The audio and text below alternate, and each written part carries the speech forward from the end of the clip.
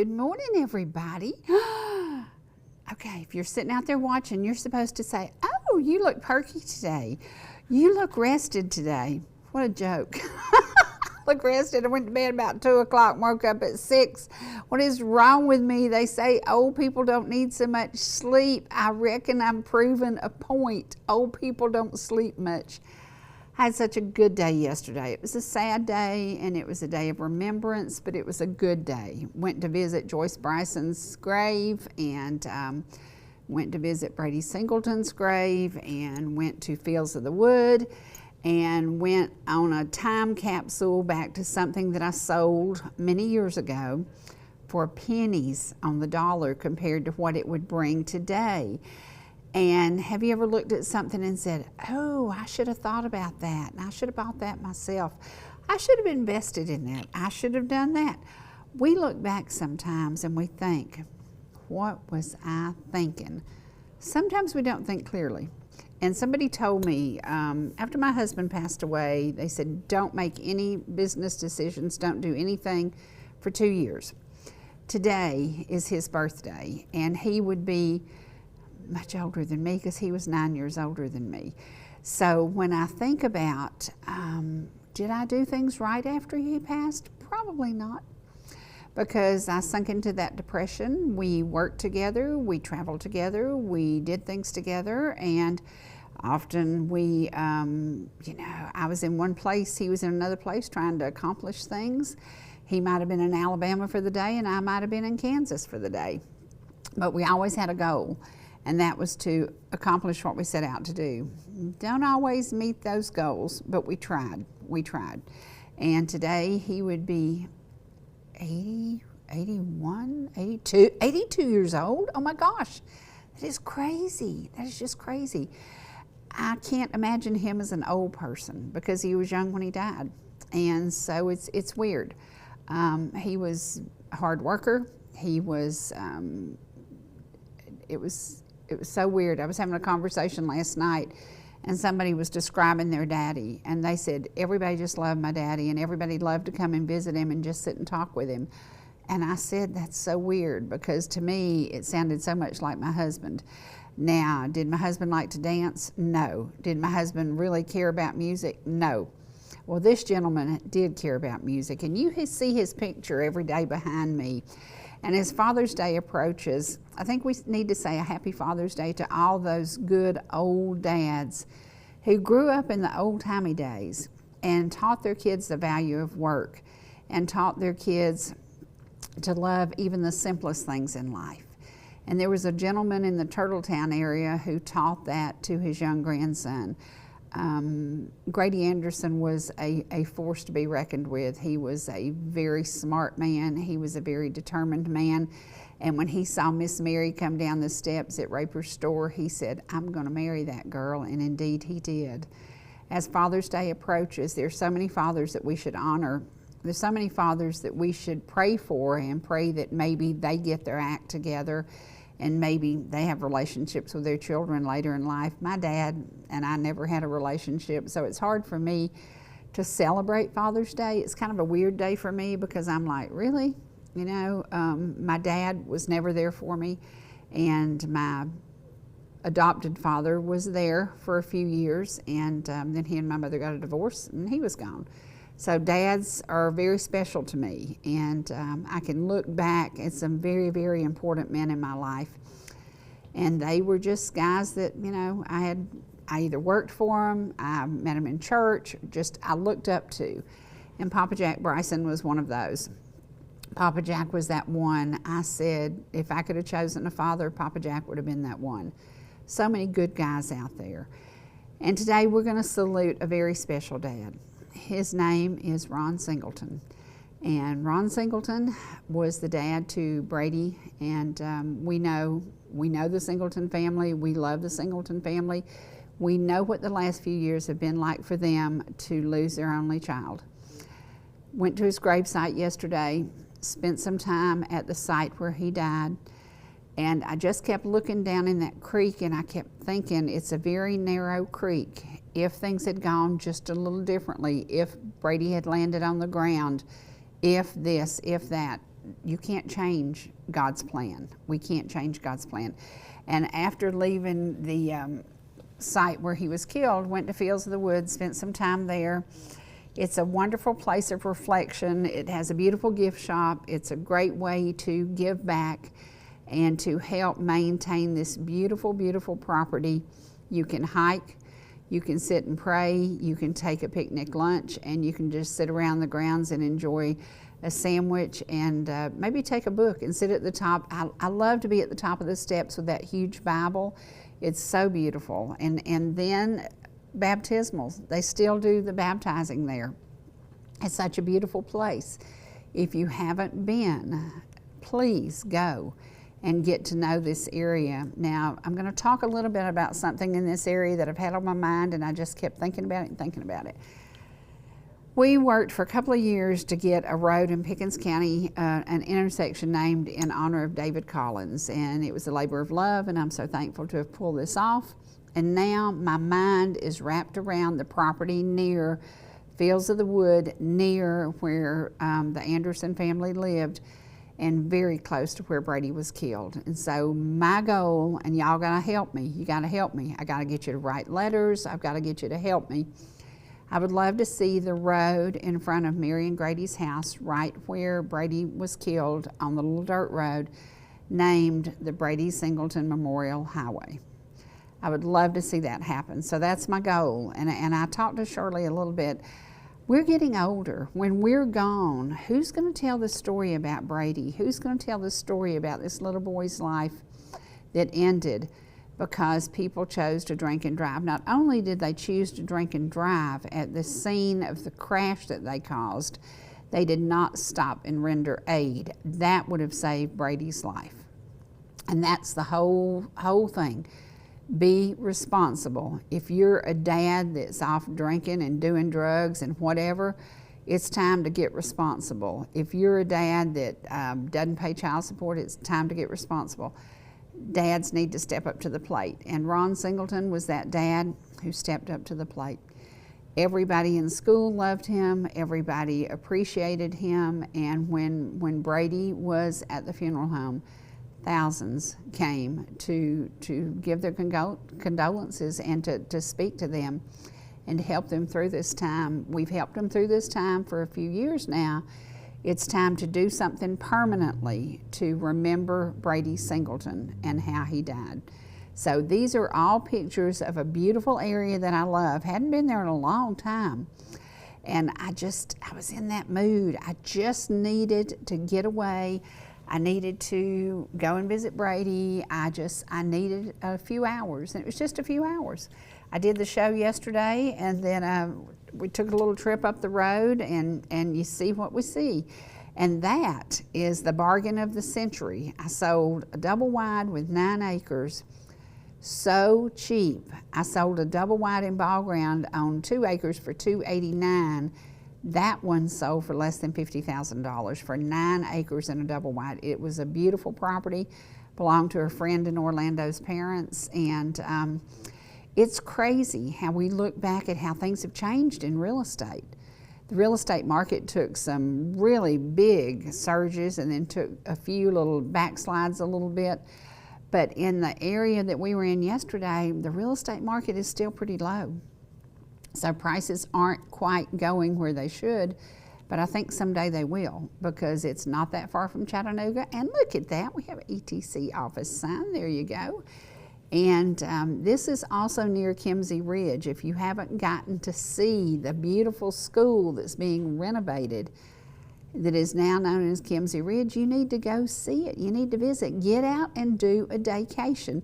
This was literally a 6-hour trip. And it was up and back, and took all the pictures and spent the time, and 6 hours. So I don't even think it was 6. I think it was 5.5. But when I think about it, everybody needs a little break, and everybody needs to go out on the back roads. And one of my favorite places on the back roads here is Boardtown. And every time I go out Boardtown, I think about, what if David Ralston, what if the community, what if the commissioners had not stopped those huge power lines from going out Boardtown Road. Boardtown would not be the beautiful trip that it is today. It would have been a disaster. Speaking of disasters, look at what happened to the copper mine and how many people are now unemployed in the area. If it weren't for tourism, not many jobs in the area. So there are still some things that we need to adjust. I did notice, and I kind of tickled, one of the little restaurants there was absolutely packed. I don't know how the cars that were sitting there got in that small restaurant, but it looks like they were doing well. That's what it's about, supporting these local businesses, because the jobs from the copper mine is where everybody used to make a living. Can't make a living there anymore. Very few jobs there, where it was hundreds and hundreds of jobs before. That bridge needs to be saved forever. That is the coolest bridge. I love it. I love it. I love the sound when you go over it. I love that bridge. That's in McKaysville, Georgia, leading into Copper Hill, Tennessee. And it's just a beautiful, beautiful area. Get out, park your car, walk around, get to know the shop owners, stop and have something to eat. And then just think about the area. The area was flooded. So many people lost everything. The area has gone through disasters with job loss. The area has gone through reconstruction with so many buildings being redone. But it's survived. It's survived. And there's a reason. And I think the reason is the amazing people who are there. Now, this is a place that I visited many, many, many, many years ago, one night as Bobby Don Bloodworth was doing a video about a song that I love, Some Sunday. If you haven't heard it, Google it, YouTube it, go listen to it. Love that song, and it was filmed right there. Absolutely right there. And that's the Frog Mountains that you're seeing in the background, and it's so cool. It's just such a beautiful place. So get out, leave your house today.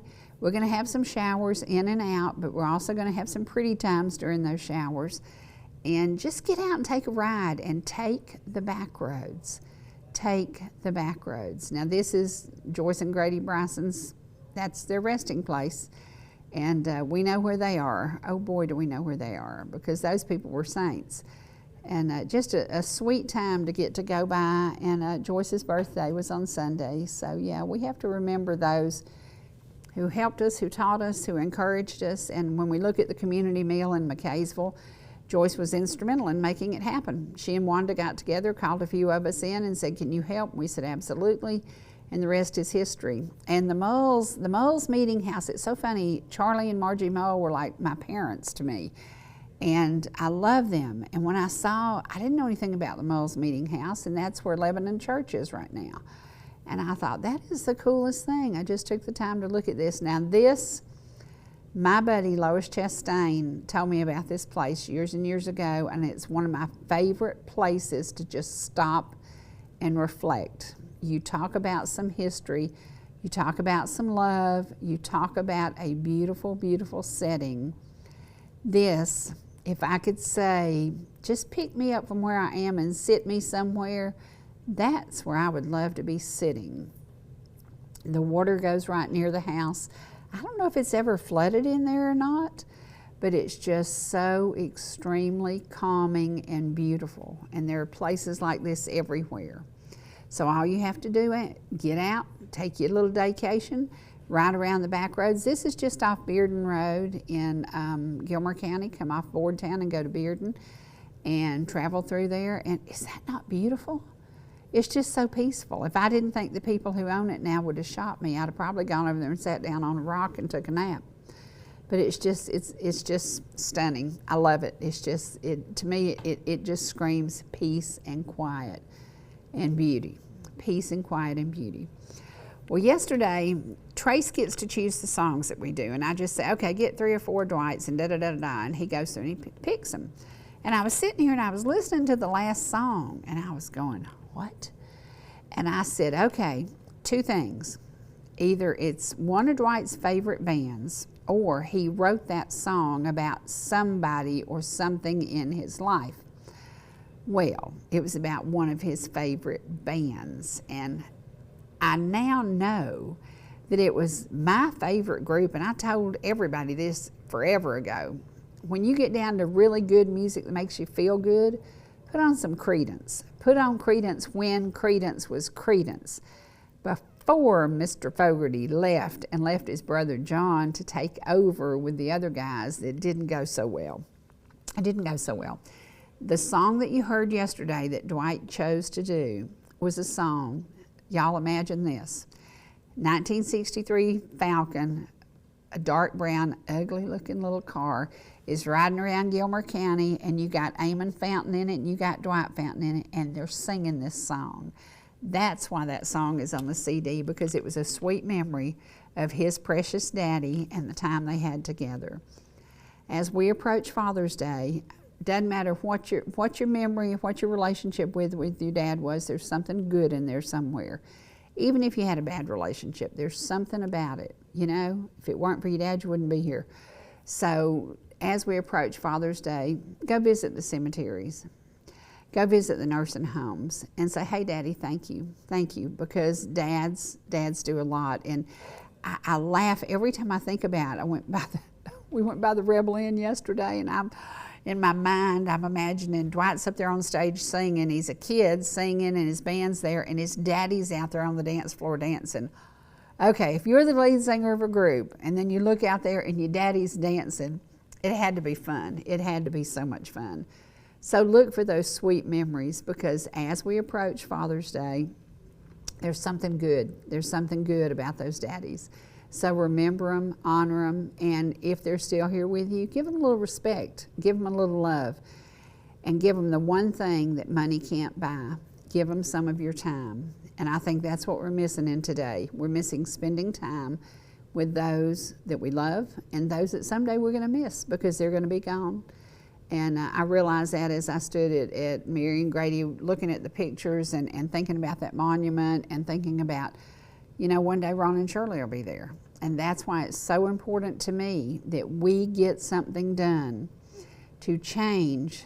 They can just put up a big plaque. I don't care how we do it, but we're going to talk North Carolina into doing this. It's going to take a lot of talking and a lot of whining and a lot of writing letters, so I may need y'all's help.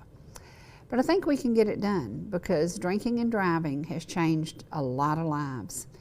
And nowhere did it change lives more than in this little tiny town at the North Carolina-Tennessee border. And yes, it changed lives forever. I had a picture of the beer joint where the people stopped to buy beer, and the guy, as I understand it, the bartender wouldn't give them any more alcohol because they were already very intoxicated when they got there.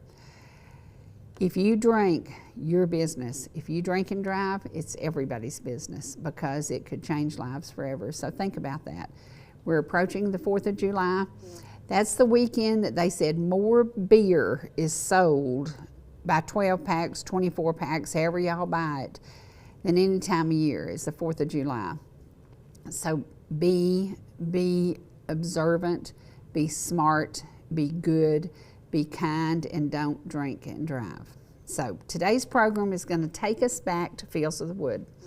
I love it. I love visiting there. I love spending time just sitting and reflecting.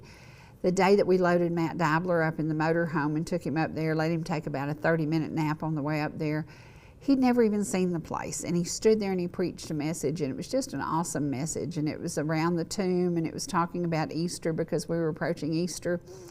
Today we're going to take you to the history of Fields of the Wood, a big history lesson, and a big lesson in our freedom. We can't give up our freedom of religion. We can't give up our freedom of speech. We can't give up our freedom. And yeah, sometimes we have to fight for it. And I think that's what we're having to do in America today. We're trying to clean house. We're trying to keep our freedom, and we're trying to protect something that is very sacred to me, and that's the American flag. Right now in Los Angeles, there are people burning the American flag. No excuses for it. No excuses for it. They're here getting EBT cards, they're getting free educations, they're getting free medical, and they're in the streets of Los Angeles burning our flags. That doesn't work for me. So pray for America.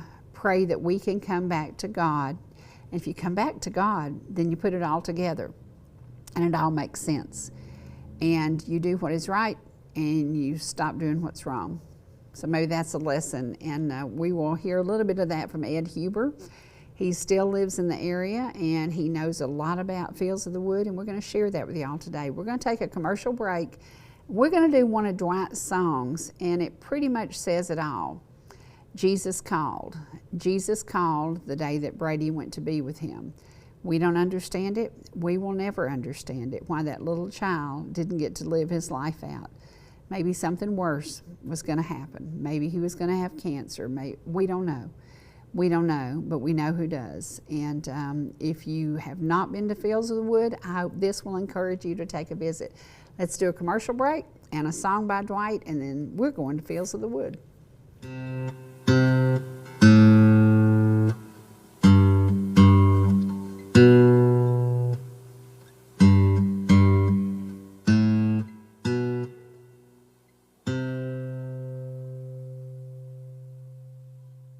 I'll bet they're singing in heaven tonight, 'cause Jesus just called to find one home. I gave my mom a temporary farewell today. I held her hand and watched her fade away. Out among the angels to heaven's peaceful shore, to be with our sweet Jesus and live forevermore. Mommy went the way she always wanted to go, from here to there in just a moment's glow. She didn't have to suffer, she just drifted off to sleep into the arms of Jesus, forevermore to keep. And I'll bet they're singing in heaven tonight. They're gathered in join hand in hand. I know the angels are filled with delight, 'cause they've got my little mommy in the band.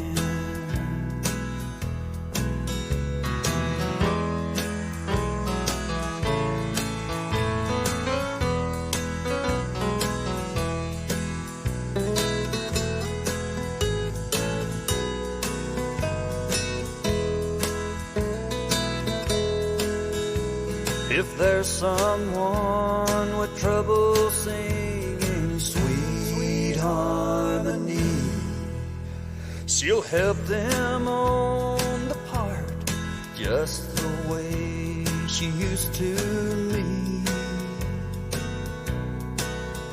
And if someone needs a friend just to sit and talk with them, she'll answer every call, even if it's 3 a.m. Yes, I'll bet they're singing in heaven tonight. They're gathered in on heaven's shining shore. I know the angels are filled with delight, and Mom won't be alone anymore.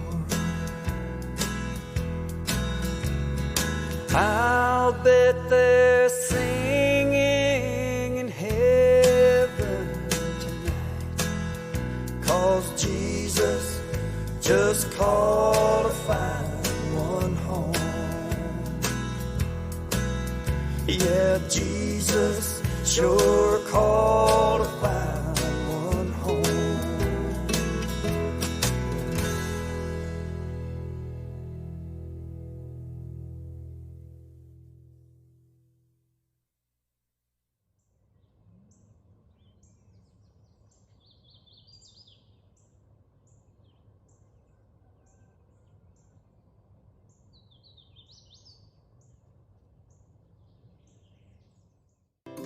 Whether you're in the mood for chicken strips, a delicious burger, our classic banana split, or an upside-down thick blizzard treat, we've got you covered. Hot and fresh food every day, every time, and delicious DQ soft serve make the perfect pair at your favorite place. Not fast food, fan food fast. Your Blue Ridge, Ellijay, and Jasper Dairy Queens are your meet, eat, and treat headquarters. Thank you for choosing DQ. How may I serve you? Here's the deal. We gotta set ourselves up. See, retirement is the long game. We can't play about our future or our finances. Make moves, set up goals. Don't worry about a setback. Just save up, stack up to reach them. Let's put ourselves in the right position. Pre-game to greater things. This is Pretirement.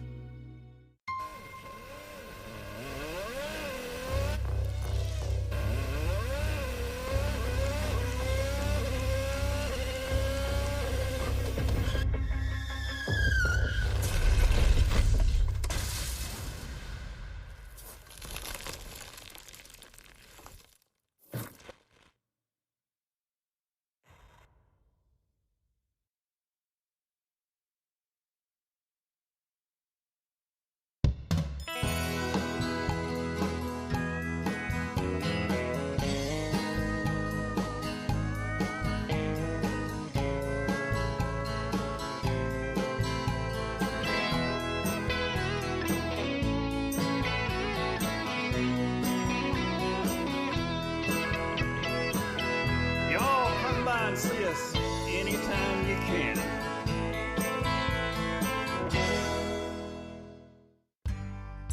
Whether you're swimming in the sea or splashing in the pool, making a masterpiece, or just making memories,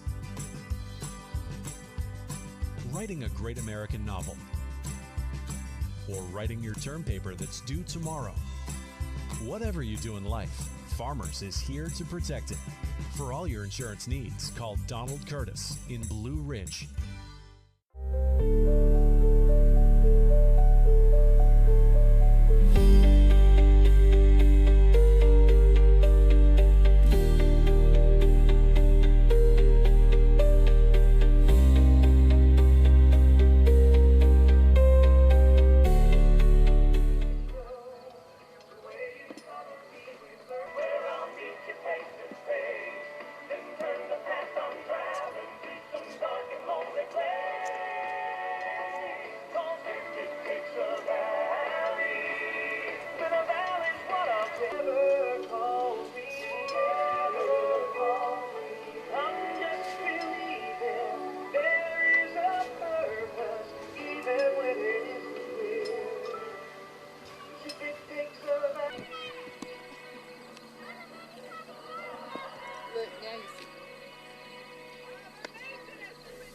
What's the name of this town, Lynn?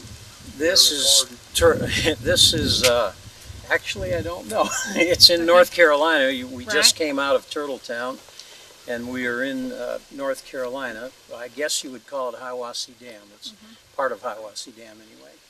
And I've been here 5 times this year. In about the last 18 months, I've come here 5 times. And we are in Fields of the Woods, which many people won't even know exist. Now, I remember hearing stories about pilgrimages here where there were thousands of people and cars parked for a mile. And every time I've been here, it's me and a couple other people. What's going on here? Tell me a little history. Well, when you look at the history of the organization, it was started in 1884 by a Baptist pastor or preacher named R.G. Sperling. And the early church was started as the Christian Union. It was called the Christian Union. And Pastor Sperling had prayed for 2 years for revival. And in 1886, 8 people joined the reunion, or the union. And his son, R.G. Sperling Jr., was also baptized and began to preach as well, or ordained. And they started a new organization, of course, called the Christian Union. It then went for about 10 years, and in that 10-year period, they prayed for revival, didn't grow much. But you have to imagine what this place must have looked like. Now, 1884. Okay. 1884, people travel by wagon. Even by wagon was difficult because, I mean, you're looking at mountains, even horseback. Most of the time, I say most of the people traveled by walking. Okay. So the dedication was there, and the resistance, of course, was there to R.G. Sperling. Now, we are here where North Carolina and Tennessee meet. Right on the line, virtually. Okay.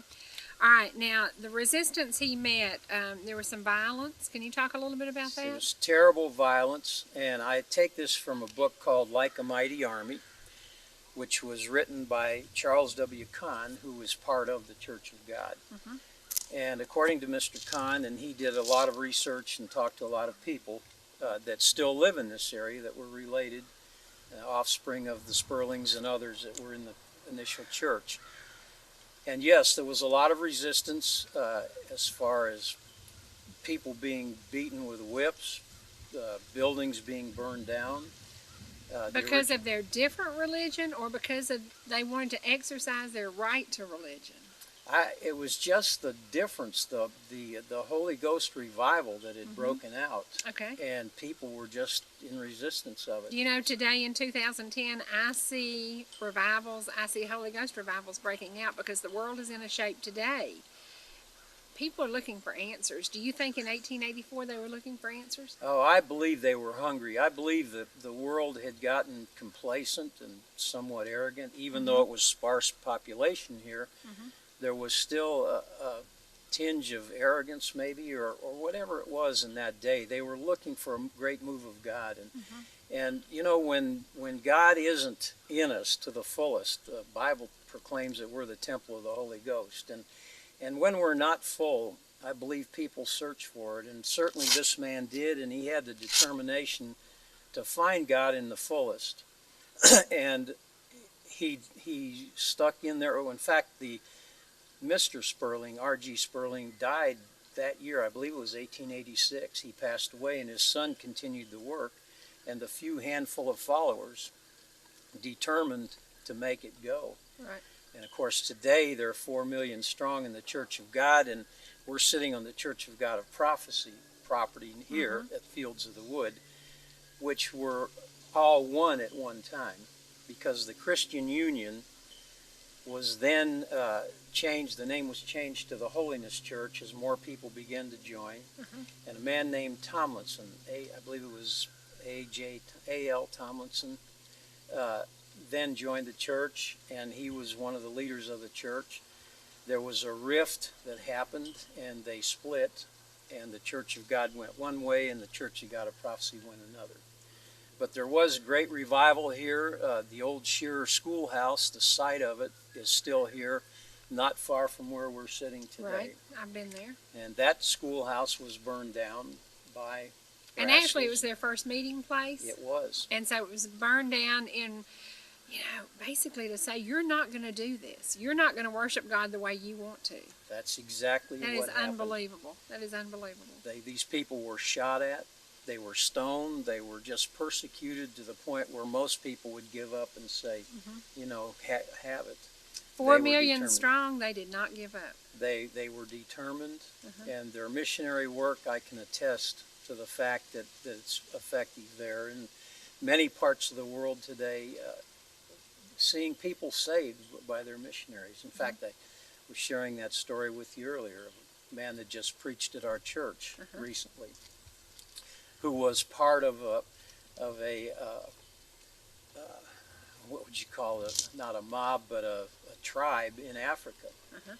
And the missionary from the Church of God went there and began to preach. This fellow's grandfather was the witch doctor, the medicine man, and of course that was real resistance.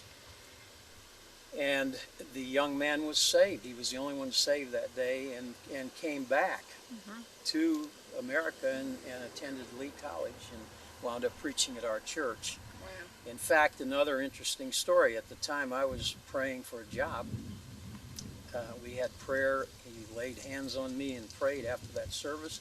And the next day, I won't go into all the detail, but I was called with the best job I ever had in my life. Isn't that something? And when I finally got to the company, they told me it was miraculous how that happened, because the resume I had sent in was lost and whatever. So I personally was raised in the Catholic Church, and I really found the Lord here in a true way, and was saved and have been in the Church of God now for 35 years. Wow. What does it mean to you to see this property where thousands and thousands of people used to visit? Truly, I've probably been here more this year than anybody you'll ever meet, because I was fascinated with it. I kept asking questions. Why is it just sitting here? Why is it not doing what it was meant to do? It was meant to bring revival, wasn't it? Yes, it was, and I'm saddened by it, but yet you understand what goes on, because Satan is always on the job. Satan works overtime. He works overtime, and the Bible tells us to resist him and he'll flee, but he flees for a season. He's always right back there again, and it seems like the more work gets started and you begin to see a great movement, he comes in, and as you could see in this book, if he can't find one way to disturb, he'll find another. He's very deceptive in his ways. But you know what? I read the last chapter, and we win the book. We win the war. That's we awesome. win. We do win in the end. So we just have to hang in there. And R.G. Sperling is a great inspiration to me, because I think back again of what went on here and the persecution these people faced in the early days, and how they, even if they didn't have that persecution, just to get to church in that day. Right. I see people today that use excuses. The car wouldn't start, or it was too cold out. Had to run in my pantyhose. Or whatever it is. Whatever, yeah. But these people would walk for miles in this weather, and not on paved roads, but I mean, even horseback riding here was difficult in that day. And many of them walked for miles and would go place to place to evangelize, to have missionary work, and won many people to the Lord. And of course, the same revival broke out then in the early 1900s in California in Azusa Street, and worldwide. There are, back in the early turn of the century, there were a lot of revivals breaking out. And I see that happening again today. I believe the time of the Lord is close at hand, and I believe that men and women are hungry for the Lord. Right. And revival will break out again. Right. Well, today, when we planned this trip, it was very windy at my house. It was very cold. There was a drizzle of rain this morning. And your grandson being my cameraman, I said, you know, Nathan, I made plans to be with your grandfather today, and it's not looking so good. As we approached your area, the clouds lifted, the skies opened up, it was totally blue. We got here, this is the most beautiful place, and it was truly in God's plan, because you and I have talked about this for a while. I've been coming here enough to know that this has to be shared with people. Every time I come, I'm just totally blown away. The tomb, the crosses, the 10 Commandments, the Psalms. I mean, to me, this is where you want to go and just reflect. It is such an amazing, amazing place. Yes, it really is. And they are doing a lot of work here. They're going to rebuild the area, the pavilion where they kept the plane. Let's talk a little bit about that plane. Okay. In the early days, they had a small single-engine plane. Probably couldn't go far without refueling. But there is an airport here, and you can drive up to the airport. In fact, it's a very interesting drive up there, because there's a lot to see up there as well. But they would take off from that runway in that small plane and travel around, preach, maybe stay gone a day or two, a week, whatever, and then come back and park the plane here and have church here and what have you, back in these woods. And how many people do you think have come here and worshiped God? Oh, there has to have been, over the years, probably millions. I'm not sure how long this place has been here. I'm certain. Okay, from 1884, it started down the road. Okay, and it progressed, and then it split, and then it progressed again. And the first time I came here, it was very, very sad looking, and it needed revamping. And actually, about the third time I came here, the pool that we have some shots of, the baptismal was full of stagnant water. And today it's full of beautiful water, and I understand there was baptizing here a couple of weeks ago. Now, does that mean they're on the road to recovery? I believe they are. I actually belong myself to the Church of God, and again, this is the Church of God of Prophecy. Very close. We're one at one time. So I don't have a close knowledge of everything that goes on here, although I do come out here often. I just think it's such a beautiful area, so serene. And you can really understand as you walk around the property how the early founders might have listened to God as He spoke in these mountains. Right. And that's what they claim happened to them. But I believe they are coming back, the Church of God of Prophecy. I personally wish they would join again with the Church of God. It would be a very strong organization. And who knows, someday that may happen. But they are coming back. They were financially strapped for a while. I believe there was a split in the church. And that's probably what happened. People, the minute some split comes about, they quit tithing. Right.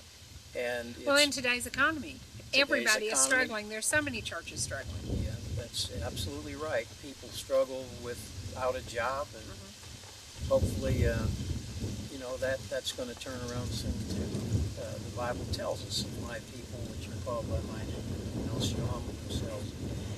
If we turn from our wicked ways, God will hear us and bless our land again. And I believe there are a lot of people praying that prayer. Right. And God, I believe, is a man of His word and will turn this thing around. I think so. I want to talk a little bit about, I have an aunt who was raised country Baptist, and she became a Catholic and was until the day she passed away.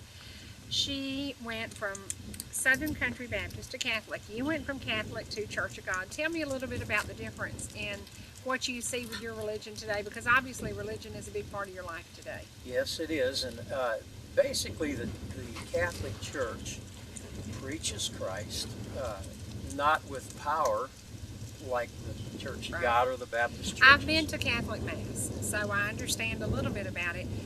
I've been to a Catholic funeral. I understand a little bit, but I don't understand the difference, because I told you earlier I've been to Methodist Church, Baptist, Pentecostal Church, Christ Church, God, you name it. I've been to all of them, and what I see in common is God. That's true, and Christ is preached in both. But the main big difference is, in all my years, younger years growing up in the Catholic Church, I never heard salvation preached, being born again. You would go to the priest in a confessional and tell your sins to the priest, and the priest would forgive your sins. I don't criticize anybody in anybody's religion, but I just don't believe that that's the way. When I began to read the Bible tells us clearly, Jesus said to call no man your father. And I read that, and I began to think about that, and I began to think about who I was really worshiping in that church. And there was more worship of the Pope and the priest, I believe, than there was of Jesus Christ. But Jesus Christ is the only way. And I would ask my wife and others, what does it mean to be born again? And you know, I would go to churches that the Spirit of God would begin to move. It would literally scare the devil out. I think it's intended to, Ed. It is indeed. It's intended to. I used to work in the radio business. I was an engineer at a radio station, and we were broadcasting a live revival at an all-black church. And I was in the corner recording that or broadcasting it, and that service just got the Holy Ghost fell. Oh, yeah. I'd never been in anything like that in my life, and I was like Wendy Bagwell if I You could have got a made door. a door out. But you know what? When I left that church that night, I knew those people had something that I didn't have. And I searched for it ever since. I would ask people, what does it mean? What do you mean be born again? You know, that's hard to explain to somebody until you experience it. And experience until you get power. that feeling coming across, and you just know it's right. You know that you know that you know. Yeah. And your life has changed. See, Yeah. that's what happened in these mountains, and I believe many lives were changed. And And of course, it began to affect the liquor stores and the tobacco stores. And I think that's another reason they came against people so much, because lives were changed. Right. And when you begin to affect someone's income, Right. which the loss of liquor revenue probably did, or whatever, Right. and that was another reason that they probably resisted. But at any rate, it is real, and I would never turn back or change. I experienced that. And Is your family still Catholic? all of my family, my mother's side and father's side is, and of course they've abandoned me years ago. Don't speak to me today. Wow, you're kidding me. No, I'm not. So you could write a book about persecution yourself. I could, but not like they had in Right. this beginning. Not violence. Not, but yeah, oh no, yeah, not yeah. never shot at it. Yeah. Although they probably liked it. Sometimes Wow. I want. Wow, that is so strange. Yeah. Yeah, it's people get indoctrinated with their beliefs sometimes, and they just don't really look for the truth. Did you try to talk to him and Oh, I explain have. to him? I Yeah. have in the past, and it falls on deaf ears. So the Bible says if they don't hear you, to shake the dust from your feet. Right. At some point in time, you have to do that. I still have to pray do it. for them. I still love them, Right. but I haven't been able really to talk to them about it since they're Wow. Wow. bound. Now, what about your family here? I know Nathan. Where does he go to church? Nathan goes with us, although our church doesn't have any youth right now. We have a lot of people that are transient. They go to Florida in the A lot of winter. gray-haired folks like A lot me. of gray hair. Some of the people, though, that go there, Brother Bill Forrester, a lot of people will know him, has been there for, well, he's 90-some years old, still as sharp as a tack. Wow. And he was there in the very beginnings. So, and he could tell you a lot about what went on being that old, but he still goes to the church. We have another lady that's over 100 now, and of course she's too feeble to come, but she was here at the very beginnings. And a lot of folks in the area yet are still in the movement and know a lot about what went on here and so on. But Nathan sometimes goes there, but he likes a church with more youth in it. Right. I understand that. Yeah, he searches I for understand one like that. that. So. Well, let's talk a little bit about your wife. What religion does she practice? She goes with me now to the Church of God. She was raised Baptist, and certainly Baptist has a wonderful, they believe the same way we do. Absolutely. There's very little difference in the doctrine. Right. But it's just in what you're comfortable with, where you're led, I believe. Right. I've been where I'm at now for 25 years, I guess.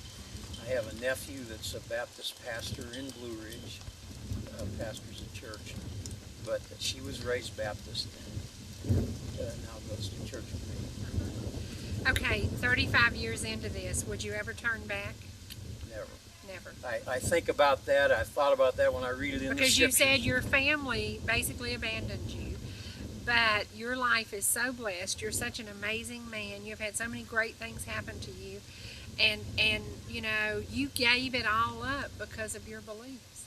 Yeah, I would never turn back. That's right. There's nothing really to turn back to. I mean, if you gained the whole world, Right. what would you really gain? Right. Because we're all going the same way. It's appointed unto man once to die. And we'll answer to God then.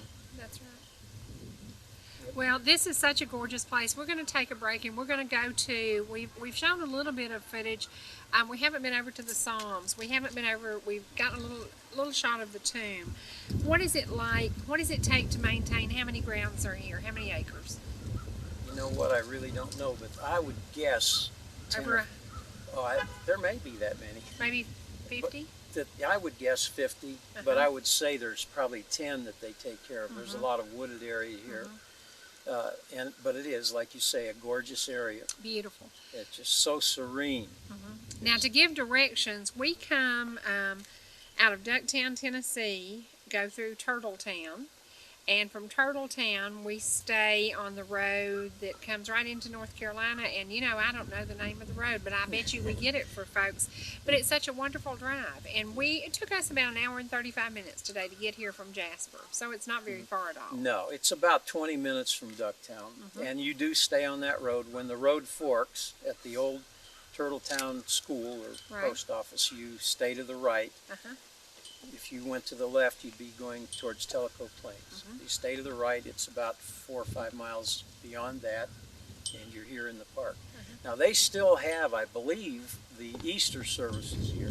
I was told that today. Those are wonderful services. People come from all over the world, really, and they have probably a 2 or 3 day meeting here where they sing and preach, and really it goes on day and night. Wow. It's really something to come out here for that. The Spirit really moves. The place is really packed out at that time. Well, it's so funny. When we first got here, there was music playing, and Peg McCamey was singing, and my co-host Matt Dibler was singing "I Have Not Forgotten." That was the song of the year a couple of years ago. I think that's one of the things about this church. No matter what happens tomorrow, there are so many people who will not forget the pilgrimages that they made here as children with their families. Well, that's You know, right. this place will not be forgotten. That's right. I believe that's right. And as I said earlier, there are a lot of people that are descendants of the founders of this church. There's a lady that helps my wife clean our house who was a Bryant, and Mr. Bryant, W.L. Bryant, I believe it was one of the founders, early founders of the church. So yes, they still have a lot of offspring in the area, and a lot of people with knowledge of what went on here and through the years what happened. Now, I notice there's a donation box. Other than the few donations that they probably get, how do they maintain this?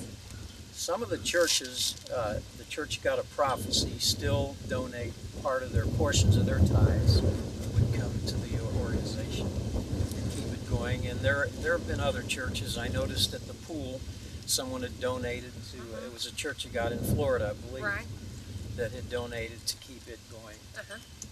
But donations are a big factor here. Right. So people do donate that come out, and that's what keeps it going.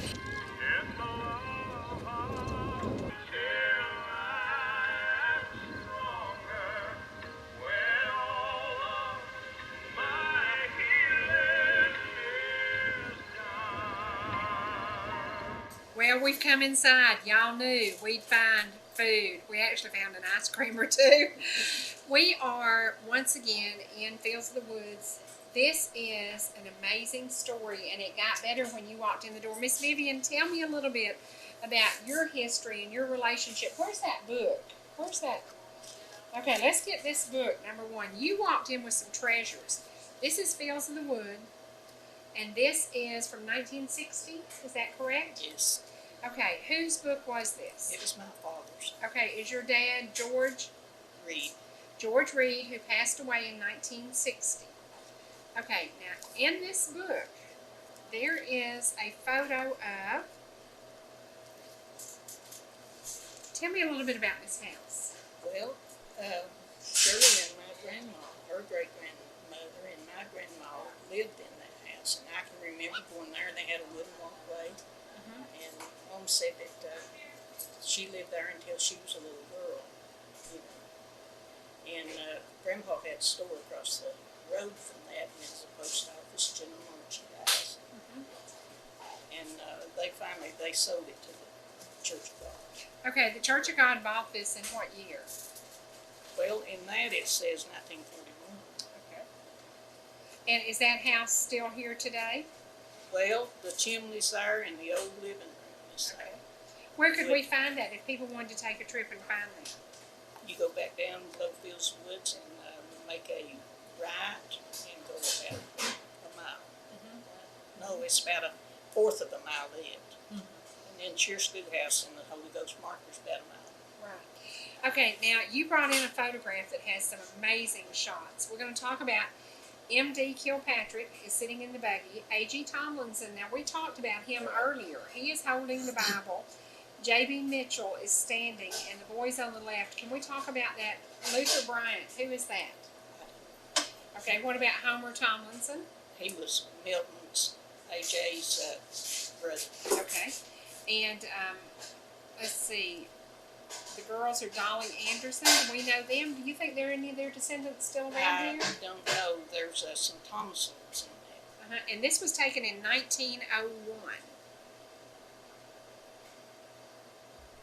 I I love the way they dressed. Wouldn't you hate to have to iron those clothes? Oh my goodness gracious sakes alive. Now, you brought me some photographs too of some history of your family. We're going to talk a little bit about that. Your dad was one of the miners. Yes. This is a treasure. Now tell me a little bit about what year do you think this picture was taken? It's probably in the late 30s or the early 40s. My daddy got blowed up in the mines in the 30s, and he went back to work in 41. Okay. And he was totally disabled, and Mom kept boarders during the TBA to take care of us, feed us. Now, how old was your dad when this happened? Gosh, I don't know. It's probably 1960. He was 60-something years old. He was 60. And when we look at the photograph, your dad he has a pipe, and that's, you can identify him, can't you? Yeah. Boy, I wonder how many of these folks are still around. Not many of them. Probably not many. That's amazing. Okay, now this is something, I love this. Tell me a little bit about this lady. She was born in 1850 what? 1856 and died in 1956. And she Okay. taught Sunday school at Reed's Chapel. Gosh, I hope today has encouraged you. I hope today has encouraged you to get out and do a daycation. Load your mom and daddy up in the car and take them out to eat somewhere and ride up to Fields of the Wood. Enjoy a little peace, a little quiet, and take them back on a trip that maybe they went as a child. But get out and get to know these beautiful mountains and these beautiful tiny cities that we serve. Don't forget that everything we do goes to YouTube, and there are over 1,000 videos on YouTube now of us as you visited with us, as we prayed with you, as we did music with you. There's so many videos on YouTube. Just go to Sherry Martin, hit subscribe. It doesn't cost a penny to join YouTube. Just do it. And also Sherry Martin, Heart of the Home, and that's the little shorts of Xana and all the craziness that we put on there. But get to know the areas that we serve. We try to feature them, and one of the things that I was thinking about yesterday, we've got to do another interview about the Ducktown, the Miners Museum, because that was restored, and we want to talk about that. So many places that you can go and do a daycation. Put your mom and daddy in the car, load them up, and give them the most priceless gift you can give, time, your time. Don't forget that this Sunday, no matter what your situation is with your dad, honor your father and honor your mother. I'll see you again soon on ETC. Y'all have a great day and stay safe. More storms, more lightning coming. Make sure you take care of your family. I'll see you again soon.